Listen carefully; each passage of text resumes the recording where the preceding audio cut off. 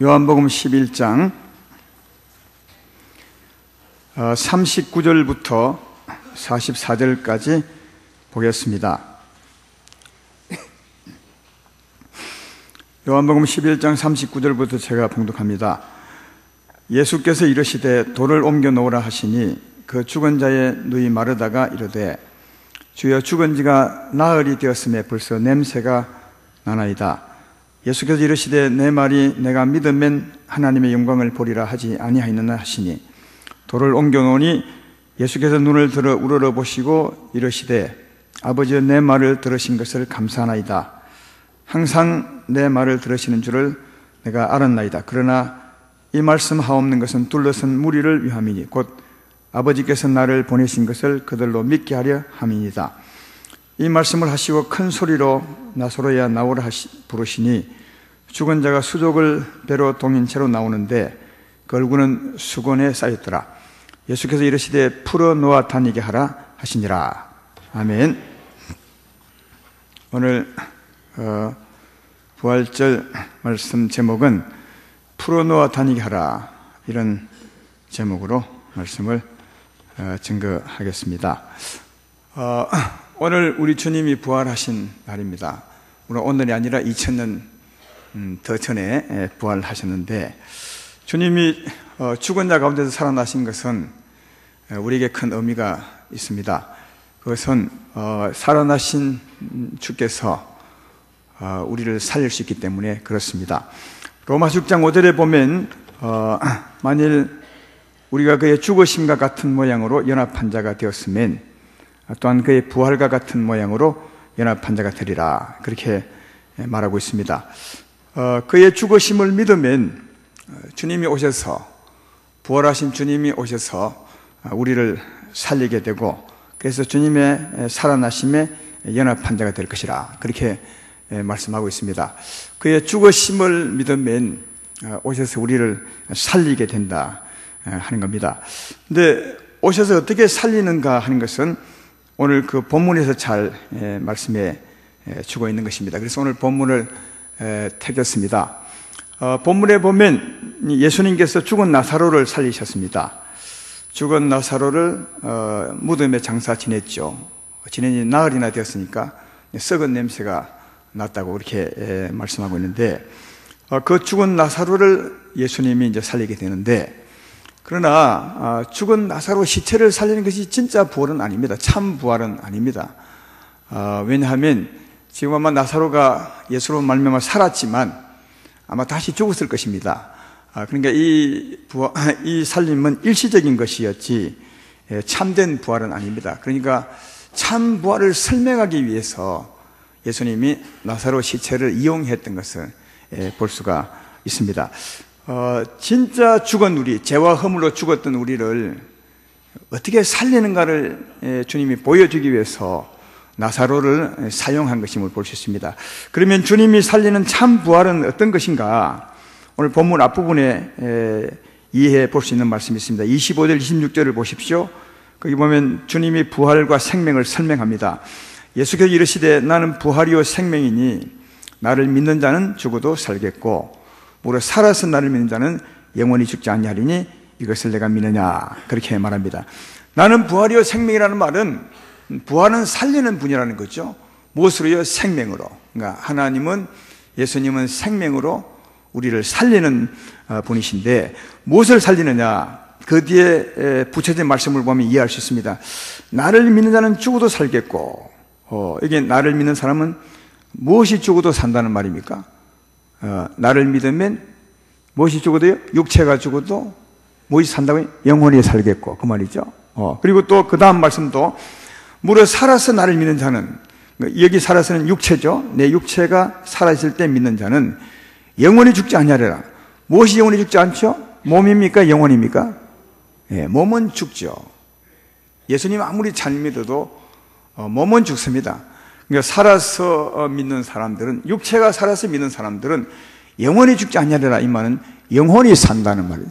그러니까 여기 보면 나는 부활이요 생명이니 내가 살리는 것은 영혼임을 잘 알 수가 있죠.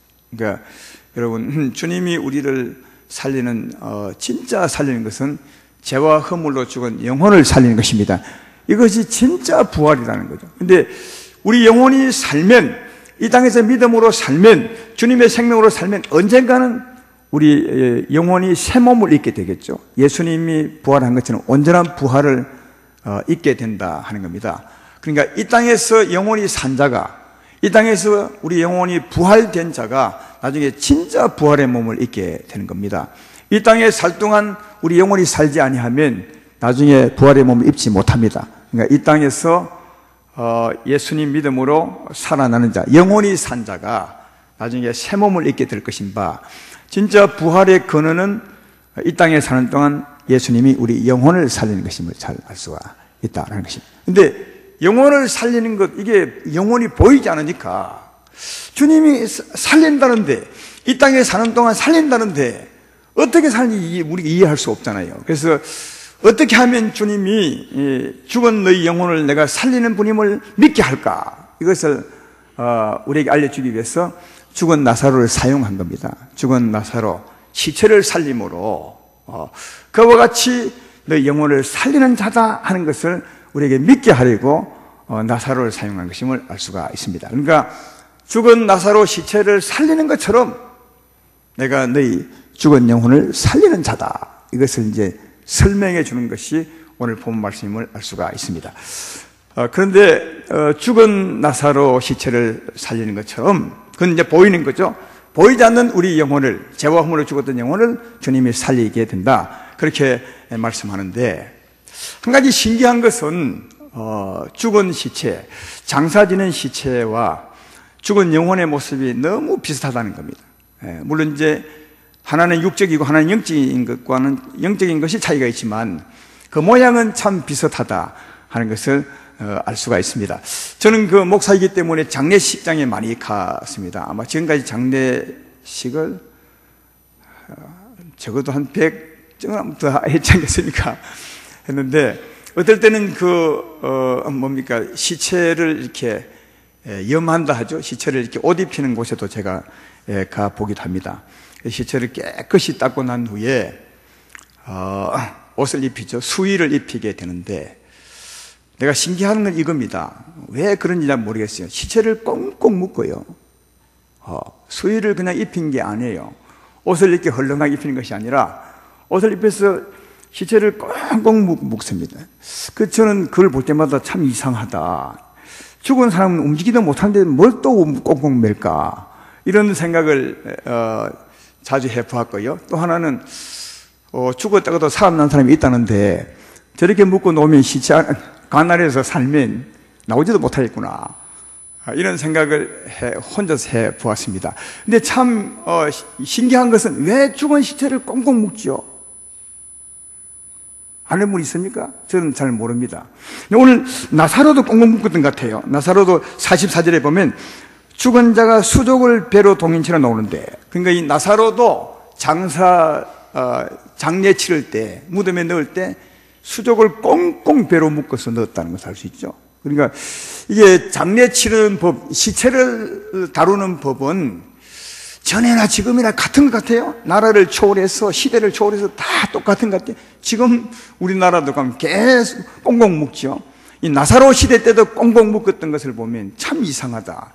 왜 이렇게 묶는지는 잘 모르겠지만, 그러나 의미가 있는 것은 이 죽은 시체를 꽁꽁 묶는 것처럼 죄와 허물로 죽은 영혼도 꽁꽁 묶여 있다는 거예요. 이게 신기하게 같아요.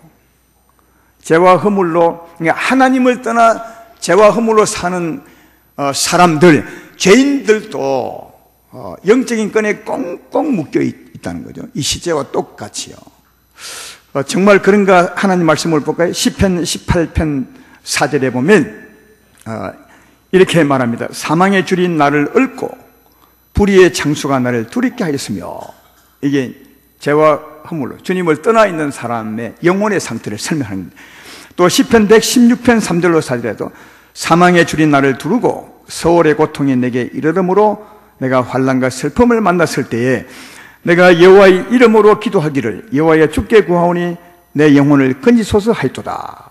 사망의 줄이 내 영혼을 꽁꽁 묶고 있어서 여기서 나를 건져달라고 기도했다는 거죠. 또 시편 107편 10절로 11절에도 사람이 흑암과 사망의 그늘에 앉으며 공고와 쇠사슬에 매임은 하나님 말씀을 거역하며 진자의 뜻을 멸시함이라. 하나님의 뜻을 거역하고 하나님을 떠나 사는 사람, 죄인 가운데 사는 사람들은 공고와 쇠사슬에 꽁꽁 묶여 있다는 거죠.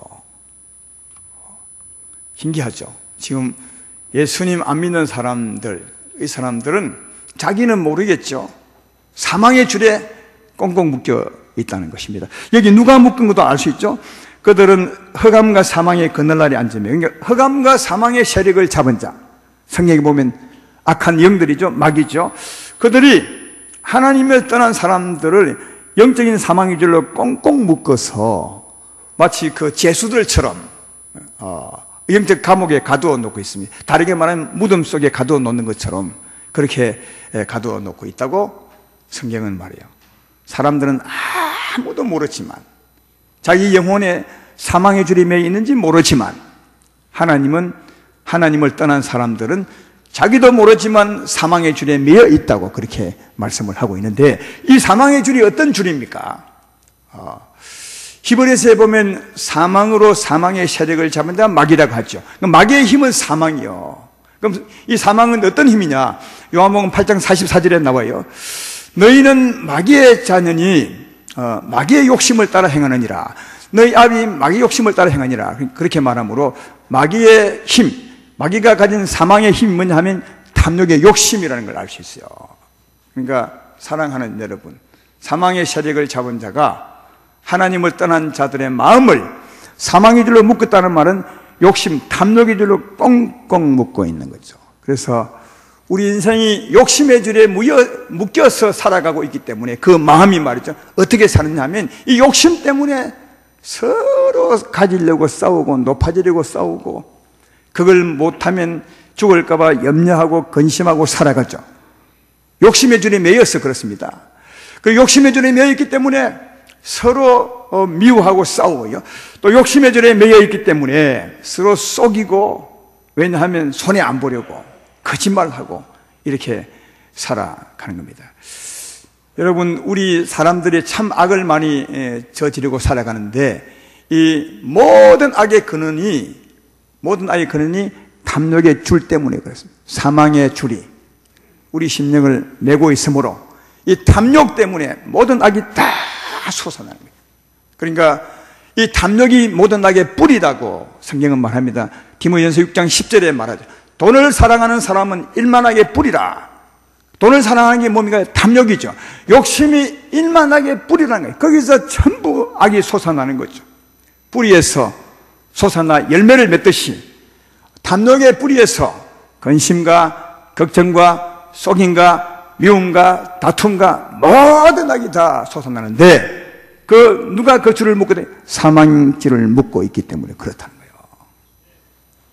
그러니까 우리 인생의 모양을 너무 정확히 성경은 설명해 주고 있어요. 왜 인생이 저렇게 욕심을 부리며 사는지, 왜 저렇게 사는지, 마음은 원치 않은데 사는지를 성경은 너무 정확하게 설명하고 있다. 네 마음을 사망줄이 묶고 있기 때문에 그렇다고 말씀을 하는데, 근데 우리들은 누굽니까? 여러분이 누구냐 말하면 여러분 양심이, 여러분 자신의 마음이 여러분이에요. 나는 내 양심이 납니다. 여러분 양심이 여러분입니다. 이해되면 아멘 합시다. 그러니까 내 양심이 난데 이 양심대로 사는 게 참 자유예요. 아십니까? 양심이 납니다. 어느 것에 묶이지 않고 내 양심대로 사는 게 참 자유예요. 내 양심이 정말 선한 대로 살 때 그게 내 자유고, 내 양심이 끓이기지 않고 의롭게 살 때 그게 내 자유예요. 양심대로 사는 게 자유라니까. 근데 양심대로 살지 못하도록 이 선을 꽁꽁 묶고 있는 거예요. 사망의 줄로. 그래서 내 마음은 나는 양심대로 살고 싶은데 나를 양심대로 못 살게 묶고 있어서 탐욕의 줄이 양심대로 못 사는 겁니다. 이게 우리 인생의 공고와 고통이라고 말하죠. 그렇잖아요. 여러분, 우리 인생은 처음부터 하나님이 지을 때 선하게 지으셨어요. 하나님의 형상과 모양을 따라 지었어요. 그게 우리 양심이에요. 그 양심이 납니다. 어느 것도 묵지 못하고 그 양심대로 살 때 내 마음대로 사는 것이죠. 그게 자유요. 또 양심대로 살 때 참 평안이 있는 것, 평강이 있는 거죠. 근데 우리는 양심대로 살고 싶어도 사망의 세력을 잡은 자가 탐욕으로 줄을 매고 있어서 살고 싶어도 못 사는 거예요. 그래서 끓이끼면 고통하고 힘들고 양심의 가책을 느껴서 힘든 거예요. 이게 우리 인생의 공고와 고통이라고 그렇게 말합니다. 로마서 2장 9절로 10절에 악을 행하는 각 사람의 영에는 환난과 공고가 있으리니 먼저는 유대인에게요 그리고 헬라인에게라. 선을 행하는 각 사람에게는 영광과 존귀와 평강이 있으니 먼저는 유대인에게요 그리고 헬라인에게라. 악을 행하는 사람은 공고가 있습니다. 왜? 양심대로 못 사니까. 자유가 아니죠. 여러분 몸을 누가 묶어봐요. 그럼 내 몸이 마음대로 못 움직이죠. 마찬가지로 우리 양심을 묶으면 양심대로 못 사는 거죠. 양심대로 못 살고 묶인 대로 사니까 그게 공고요 고통이라는 거예요. 그러나 그 사망의 줄을 부숴버리고 양심대로 살 때 참 평강이 있다. 그게 자유고 평강이라는 거예요. 내 말 이해되면 아멘 합시다. 그러니까 사랑하는 여러분, 우리 인생이 하나님을 떠난 우리 인생이 지금 어떻게 살아가고 있느냐. 사망줄에 꽁꽁 묶여서 사망의 세력을 잡은 자가 자기 소나기 그늘날에 딱 두고 감옥 가두듯이 딱 가다 놓고 있는 겁니다. 예. 아무도 이런 것을 인정 안 하겠지만 제가 보기에는 이 말이 맞는 겁니다. 이렇게 사망의 감옥에, 다르게 말하면 사망의 무덤에 갈려 있는 것이다. 여러분, 이런 자를 주님이 살리러 오셨다는 거죠. 어떻게 살리느냐? 오늘 이 나사로가 너무 갔잖아요. 사망줄에 묶여서 사망의 세력을 잡은 자 포로되어서 감옥에 있는 것 같은 것은 나사로 죽은 시체를 꽁꽁 묶어서 무덤 속에 장사 지낸 모습과 너무너무 같죠. 이건 다만 육적인 시체고 이건 영적인 모습이 다를 뿐이지, 차이가 날 뿐이지 그 모양은 너무 같다는 것을 알 수 있습니다. 하나님을 떠난 죄와 허물로 죽었던 영혼은 사망줄에 묶여서 무덤에 있는 것입니다. 나사로가 죽어서 시체가 묶여서 무덤에 있는 것과 똑같습니다. 그래서 하나님은 나사로를 살려내면서 죽은 우리를 어떻게 살린 것을 보여주고 있는 것이 이 말씀이라는 거예요. 그런데 나사로를 어떻게 살려내셨습니까? 먼저는 39절에 보면 예수님께서 마르다에게 돌문을 열어라, 무덤문을 열어라. 무덤문을 열어야 건져냈죠. 그래서 돌문을 열어라, 무덤문을 열어라 그렇게 말씀하고, 마르다가 무덤문을 열었더니 예수님이 큰 소리로 나사로야 나오라 했더니 그가 나왔어요. 그러니까 무덤문을 열고 깨뜨려 버리시고 그 안에 있는 그를 살려서 그를 나오게 했던 거죠. 주님이 우리를 살릴 때도 똑같습니다. 사망의 옥문을 깨뜨리는 겁니다. 쇠빗장을 깨뜨리시고 사망의 문을 깨뜨리시고 우리 영혼을 살려서 거기서 건져 나오는 것입니다. 예, 이게 주님이 우리를 살릴 때 처음 하는 일이에요. 먼저는 사망의 문을 깨뜨리십니다. 무덤을 깨뜨려 버리십니다. 거기 갇혀있는 우리를 살려서 걸어 나오게 하시는 거죠. 이에 대한 말씀이 시편 107편 14절 16절에 아주 잘 소개되어 있습니다. 거기 보면 이렇게 말하죠. 흑암과 사망의 그늘에서 인도하여 내시고 그들을 얽어맨 줄을 끊으셨도다. 여호와의 인자하신가 인생에 하신 기적으로 말미암아 그를 찬송할지라다. 그가 논문을 깨뜨리시며 쇠빗장을 꺾으셨습니다. 순서대로 말하면 맨 뒤에 16절 말씀이 맨 처음이에요. 논문을 깨뜨리시며 쇠빗장을 꺾으셨습니다. 맨 먼저 무덤의 문을 연 것처럼, 무덤 문을 깨뜨린 것처럼 주님이 우리를 건져낼 때도 감옥의 쇠빗장을 깨뜨리는 거죠. 사망의 세력을 물리치는 것입니다. 깨뜨려 버리시고 거기서 흑암과 사망의 그늘에서 인도하여 내시고 건져내시고, 그리고 뭐 한다고요? 얽은맨 줄을 끊으셨도다 그렇게 말합니다. 여기 나사로도 살려서 불러낸 후에 이 나사로가 나오는데 어떤 모습으로 나왔습니까? 44절 한번 읽어볼까요? 죽은 자가 수족을 배로 동인처럼 나오는데 일단 살아서 나오고 있는 겁니다. 죽었던 시체가 살아서 나왔는데, 그러나 수족을 배로 동인처럼 나오는데 그 얼굴은 수건에 쌓였더라. 살아서 나오긴 나오는데 아까 묶었던 줄이 꽁꽁 묶여 있는 거죠. 그래서 주님께서 그에게 말하기를, 이 44절 마지막 부분에 예수께서 이르시되 풀어놓아 다니게 하라 했어요. 우리도 마찬가지입니다. 조금 전에 그랬죠. 세빗장을 깨뜨려 버리시고 무덤문을 여시고 거기서 나오게 하사 뭐라고요? 우리에게 얽혀진 얽으면 줄을 끊으셔도다. 예, 사망줄을 끊어버리시니, 우리에게 맺힌 사망줄이 뭡니까? 담력의 줄을 끊어버리는 거죠. 우리를, 여러분을 묶고 있었던 사망의 줄을 하나님이 끊어버리는 것입니다. 풀어놓아 다니게 하는 것은 끊어버리시고 다 풀어버리시고 우리에게 자유하게 다니게 하시는 것이 주님이 우리를 살리는 것임을 잘 알 수가 있습니다. 근데 한 가지 조금 더 더할 것은, 나사로의 시체를 묶을 때 배로 묶었습니다. 수의를 입힌 것 같이 묶었습니다. 그래서 그걸 다 풀어버리면 어찌 되겠습니까? 안에 옷 입고 있겠습니까? 옷 안 입고 있겠습니까? 옷이 없겠죠. 옷 입지 않은 상태로 주님이 풀어놓아 다니게 하라, 그렇지는 않겠죠. 일단은 풀고 옷 입히고 다니지 않겠습니까? 다니라 하겠죠, 자유롭게. 우리도 마찬가지입니다. 사망의 세력을 잡은 자가 탐욕의 줄을 꽁꽁 묶었는데 먼저 주님이 깨뜨려 버리십니다. 그 욕심의 줄을 끊어버리시고, 그리고 이제 예수 믿는 영생 얻은 우리에게 주님이 새 옷을 입히는 거죠.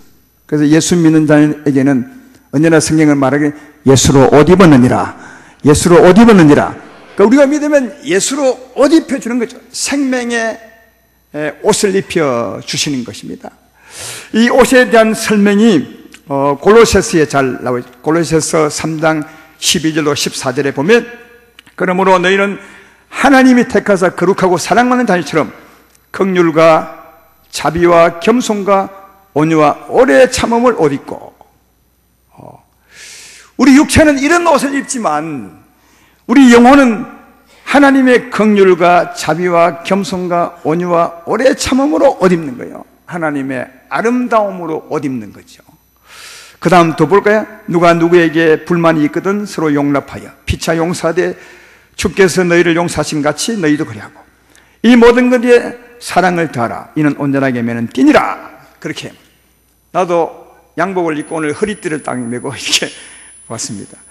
영적인 옷도 마찬가지로 영혼의 하나님의 긍휼과 하나님의 자비와 겸손과 온유와 오래 참은 생명의 옷을 입히고 사랑의 띠를 딱 매라고 그렇게 말씀을 하죠. 이런 옷을 입혀주는 것입니다. 사망의 줄을 끊어버리시고, 그리고 우리 심령을 새롭게 하사 이런 생명의 옷을 입혀주는 거죠. 이 생명의 옷은 무엇과 닮았습니까? 우리 양심과 너무너무 닮았어요. 선한 양심, 새롭게 산 양심과 너무 닮은 옷이죠. 그래서 이런 옷을 입으면 양심대로 살 수 있는 거예요. 이런 옷을 입으면 참 자유하게 살 수 있는 거죠. 양심대로 살 수 있으니까 자유하게 살 수 있는 거죠. 자유하게 살 수 있으므로 우리 마음에 평강이 있는 것이고 기쁨이 있는 것이고 참 만족이 있는 것입니다. 전의 옷은 우리가 죄인 돼서 얻는 탐욕이, 욕심이 우리 영혼을 꽁꽁 메었기 때문에 양심대로 살고 싶어도 못 살아. 그게 우리의 공고였으며 고통이었지만 주님이 그 끈을 딱 풀어버리시고 양심에 걸맞는 옷을 입혀주셨어요. 사랑의 옷을. 이제는 양심대로 살 수 있죠. 참 자유하죠. 그게 주님께서 이 나사로에게 말한 것입니다. 풀어놓아 자유하게 하라, 풀어놓아 다니게 하라, 풀어놓아 자유하게 살게 하라, 이 말이죠. 사망의 줄을 끊어버리시고 양심의 옷을, 새 옷을 입어서 네가 참 자유하게 살게 하라. 사랑하는 점, 이게 사는 겁니다. 부활이요 생명이신 예수님이 살리는 건 이렇게 살리는 겁니다. 우리가 예수 믿음으로 산다는 말, 영생을 얻다는 말은 이렇게 사는 겁니다. 그게 단지 사는 것이 아니라 과정이 복잡합니다. 하나님을 떠난 우리가 사망에 포로되었을 때 그냥 포로합니까? 아까 말했지만 사망줄로 꽁꽁 묶어서 감옥 속에 탁 세빗장을 해서 가다 놓았어요. 예, 우리 인생의, 아니 죄인들의 모습이라고요. 아무리 부인해도 이게 하나님 보는 모습이라고요. 누가 하나님 앞에서 우리의 모습을 그렇지 않다고 부인할 수 있겠습니까? 자기 혼자 부인이지 사실은 이와 똑같은 거예요. 이런 우리들, 죄와 허물로 죽어서 감옥살이하는 꽁꽁 묶여있는 시체 같은 이 죄인들을 주님이 감옥문을 여시고 쇠빗장을 깨뜨리시고 거기서 살려서 건져낸 후에 줄을 전부 끊어버리시고 그리고 생명의 옷을 입히는 거예요. 자비와 긍휼의 옷을 입히시고 사랑의 띠를 띄워주는 것입니다. 그리고 주님께서 이제 푸른 너와 자유하게 살게 하라. 이게 부활입니다. 이게 진짜 사는 겁니다. 단지 예수 믿으면 영생, 물론 영생은 맞죠.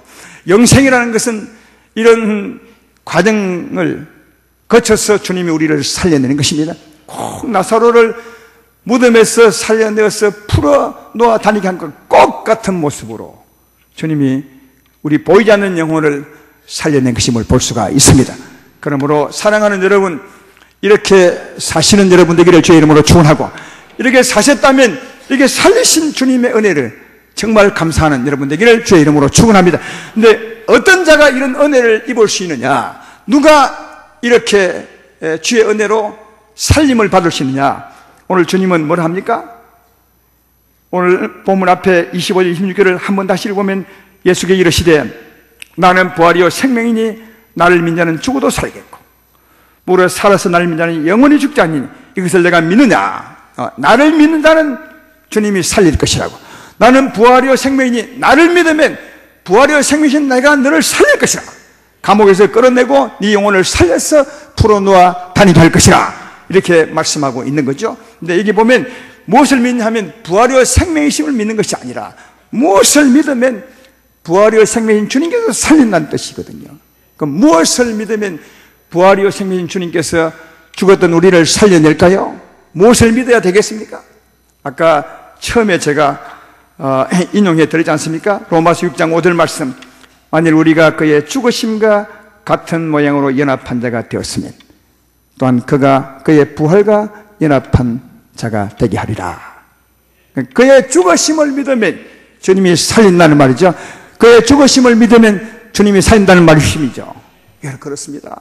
원래는 우리가 죽어야 하는 겁니다. 죄인으로 태어나 죄를 지으며 살았던 우리의 죄값이 죽는 겁니다.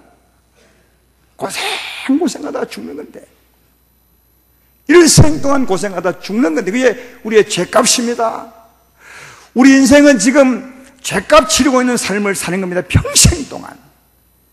근데 평생 동안 살다 죽으면 그 결과로 지옥 갈 수밖에 없으니까 어쩐지 전에 말씀했던 것처럼 살아있을 동안 믿으셔야 돼요. 아니, 살아있을 동안 이 죄값을 치르셔야 돼. 그래서 주님이, 하나님께서 사람 되어 오신 겁니다. 여러분과 나의 죄값을 치르시려고. 그래서 주님이 우리가 일생 동안 죄의 짐을 짊어지고 고생하다 죽을 것을 주님이 일생 동안 죽으시고 고생하시고 죽으셨어요. 그러니까 나의 죽음을 주님이 죽으신 것이죠. 그러니까 알고 보면 나의 십자가, 주님이 십자가 짊어진 겁니다. 그래서 주의 십자가가 내 십자가가 되는 겁니다. 나의 죽음을 주님이 죽으셨습니다. 그러므로 주님이 죽으시면 곧 내가 죽은 것입니다. 주로 말미암아 내가 죽은 것입니다. 그러므로 내가 죄값을 치른 것입니다. 이것이 죽음에 연합한 믿음을 갖는 거죠. 주여, 주님이 나의 죄짐을 짊어지고 십자가에 죽으심으로 내 죄값을 치르셨습니다. 다시 말해 나의 죄의 몸이 죽게 만드셨으므로, 그리고 내 죄값을 치르게 만드셨습니다. 주의 죽으심은 곧 내가 죽은 것입니다. 이렇게 믿으십시오. 이게 주의 죽음에 연합한 자가 되는 것입니다. 그때 부활이요 생명인 주께서 우리에게 찾아옵니다. 성령으로 찾아오십니다. 그래서 우리를 살리게 되는 거죠. 어떻게 살린다고요? 옥에서 끌어내시고 사망의 줄을 전부 끊어버리시고 새 옷을 입히셔서 양심대로 자유하게 살게 하는, 이것이 부활이요 생명이라는 것입니다. 그러므로 사랑하는 여러분, 아직도 주님을 믿지 않는 분이 계시다면 믿으십시오. 반드시 믿으셔야 됩니다. 어느 누구도 오늘 제가 말씀한 이 말씀의 범위를 벗어난 자가 한 사람도 없습니다. 그것은 다 하나님을 떠난 죄인이었기 때문에 그럴 수밖에 없는 것입니다. 다 사망의 감옥에 결박되어 갇혀 있는 것입니다. 그러나 누구들, 어느 누가 그렇게 갇혀 있을지라도 예수님을 믿으시면 주께서 찾아오셔서 옥문을 깨뜨리시고 우리를 불러내시고 우리를 살려주셔서 참 자유하게 다니게 할 줄로 믿습니다. 믿음으로 산자되기를 주의 이름으로 축원하고, 이미 산자된 여러분들이요, 이렇게 살린 것을 기억하고 감사하셔야 됩니다.